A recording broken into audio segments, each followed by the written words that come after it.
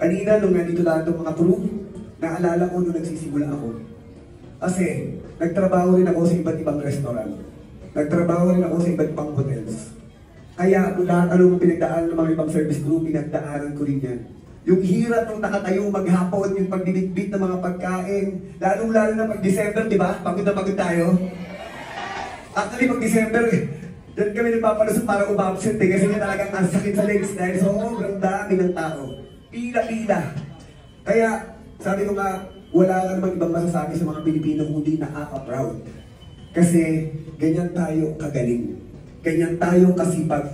Ganyan yung dedikasyon natin sa ating trabaho, sa ating pamilya, sa lahat ng mga tao dito, lalong-lalo na sa lahat ng mga nagtatrabaho dito. Alam nyo, huwag kayong hihintong mangarap.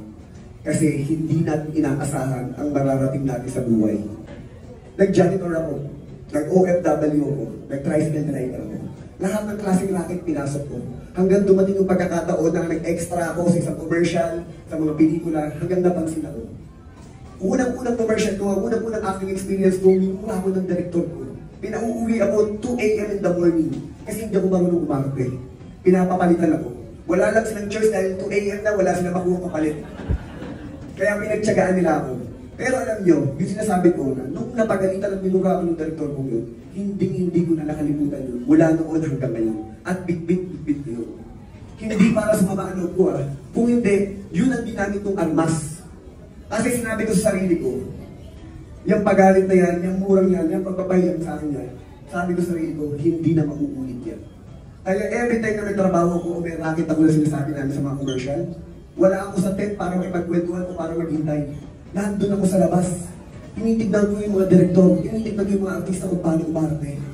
Kasi sabi ko, yung ko na maulit yun kung paano ko na pagalitan. Ang ginawa ko, pinanonood ko talaga sila. Tinitignan ko lalo yung mga veteran actors, pinanonood ko sila. Sabi ko, ganyan pala. Iisip-isip, parang lagi akala mo lagi yung pinaplanong masama. Kasi nung nagsimula ako, kontrabida ako, saka extra lang ako Kaya yun yung mga natutunan ko, basic. Pero sabi ko, kakapanood ko, aaral ko nung ginagawa nila, hindi lang pala mag-arte ang matututunan ko. Hindi ko na malaya na, dahan-dahan, natututo na pala ako mag-direct.